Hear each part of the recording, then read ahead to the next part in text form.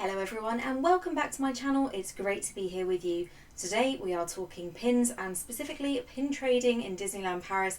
Plus I found a pin, I don't know how long I've had this, months I think, that I had completely forgotten about and haven't yet opened, so we'll do that as well. Let's get started.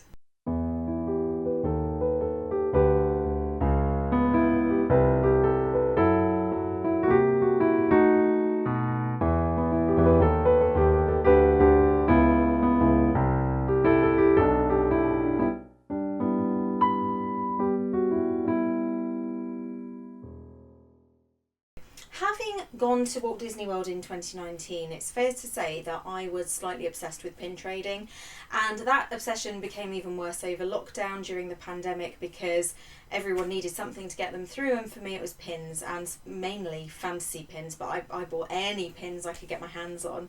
And then it kind of calmed down a bit, and now I'm kind of reactivating my enjoyment of pins, and I mean I've still got all the pins that I had from that time frame, but I have been getting more into it. Now Disneyland Paris is a funny place to pin trade because it's very, very different from Walt Disney World. From what I remember of Walt Disney World, there were three key rules. One was that you could only trade pins that said copyright Disney on the back or some variation of that. There was something around etiquette and, you know, being polite to park cast members, and I think there was something else, but I can't remember what it was. It might have been have fun. I should have checked my lanyard before I started this, never mind. So, but in Disneyland Paris, it's very, very different. For one thing, there is an awful lot less opportunity to pin trade. There are less pin boards around, there are less cast members with pins, and often if you ask the cast members if they're trading, they will say no, they're their personal pins that they have on display. So I managed to trade 3 pins on this round, and if you remember my video where I unboxed some of the blind pins, I took my Fauna pin from the 65th anniversary of Sleeping Beauty because I had duplicates of that, and I took the Goofy ornament pin as well. And having tried to do some pin trading on, I think, my very first trip to Disneyland Paris, I had an odd moment with a cast member where they asked me if I had other pins to trade.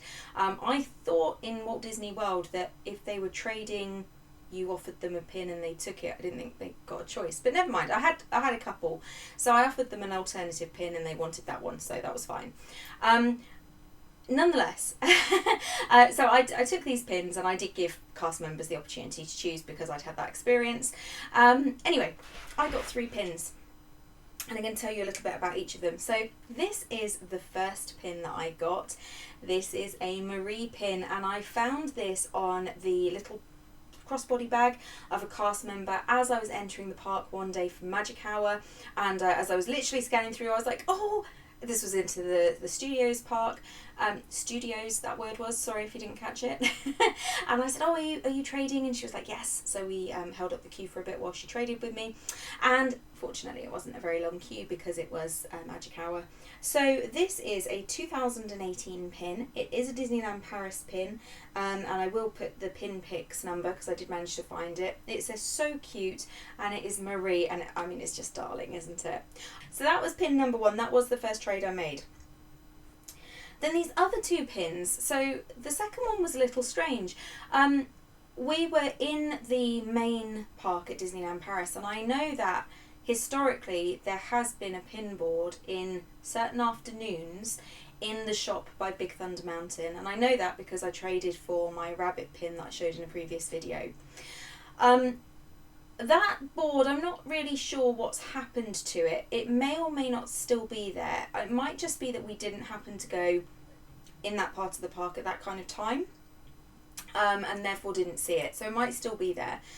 But we went round the corner from Big Thunder Mountain, and there's a little tiny shop. It doesn't even look like a shop.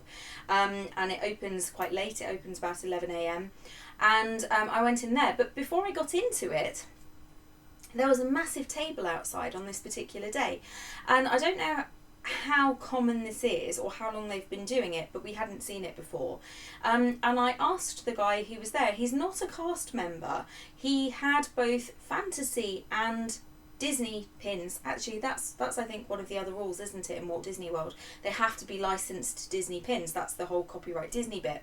But he had fantasy pins as well, and they were available for trade, but he was doing it as, like, I showed him the couple of pins I had, and he wasn't interested in the Mickey ornament one, but he was interested in the fauna one. So I was like, well, that's fine. But he was saying, well, if there's a pin you like, go into the shop and buy me these pins, one of these pins or two, however many you were trading for, that I'm looking for, and I'll trade you for what I've got here. So I've never seen anything like this. As I say, he's not a cast member, he's not there totally regular hours, because I asked him how often he was, and he kind of said, well, I do this around my job. And some of the pins he was trading 1 for 1, some of them he was trading you had to give him 2 for 1, and others 3 for 1. So it was very, very different way of trading. Anyway, the pin I actually traded with him was this one. It's another Marie pin. I couldn't resist.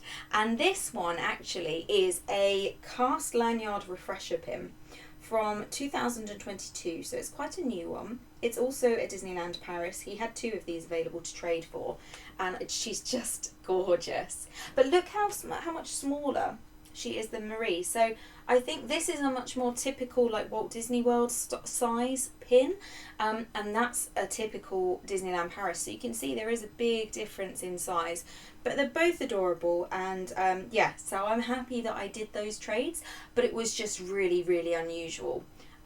Yeah, especially the whole, you tell me which ones you want, and I don't really know how they do it with him not being a cast member, but whatever.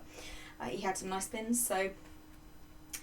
And then, and as I say, the opportunities to pin trade are fairly limited. There was a guy I saw in Web Slingers who had a really cool, he had 2 pins that were nice. He had one which was a Web Slingers pin, and one which was, I think it was a Mickey head, and there was something Canadian about it. It might have been, it had a maple leaf on the white background.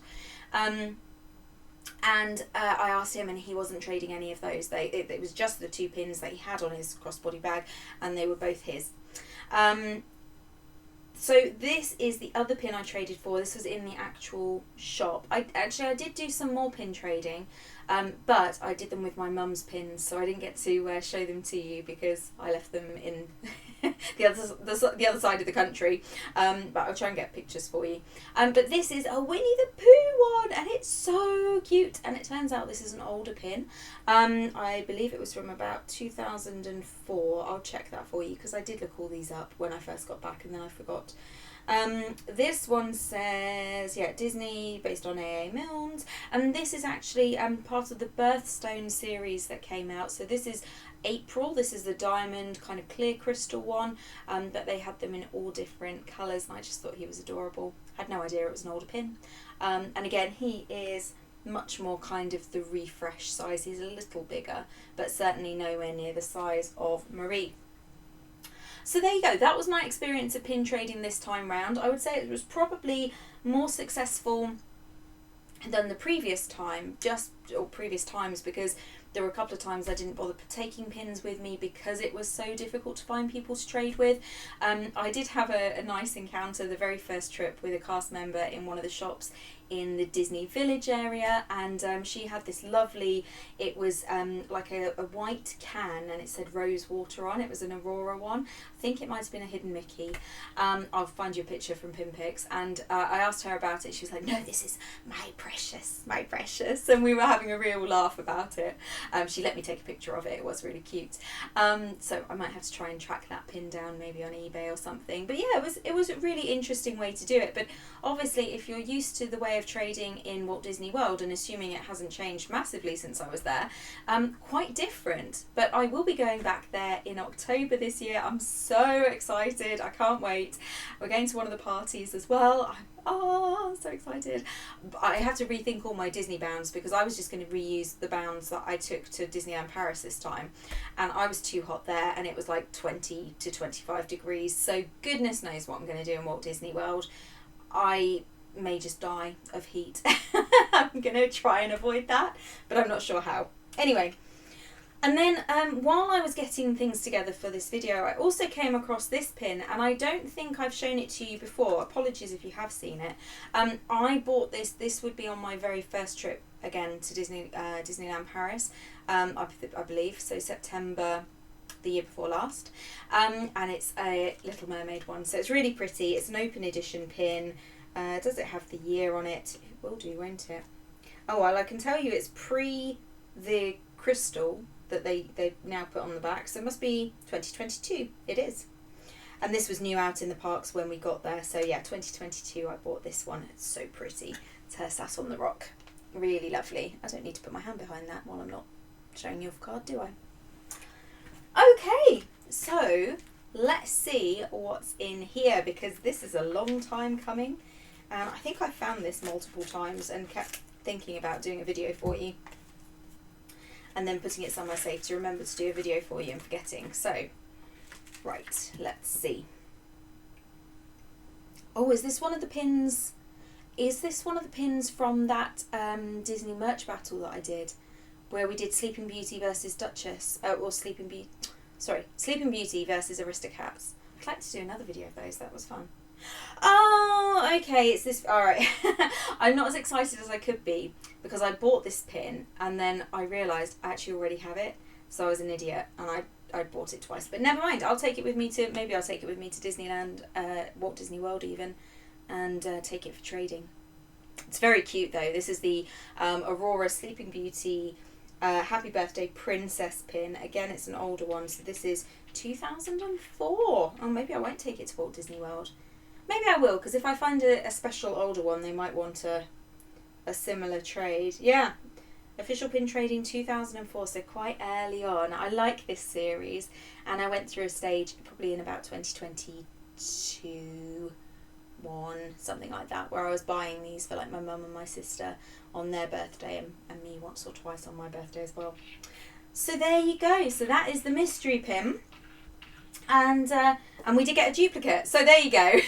My luck stands. How funny is that? But I hope you enjoyed it. I hope if you're going to Disneyland Paris, that was interesting, useful, helpful, whatever, for thinking about pin trading.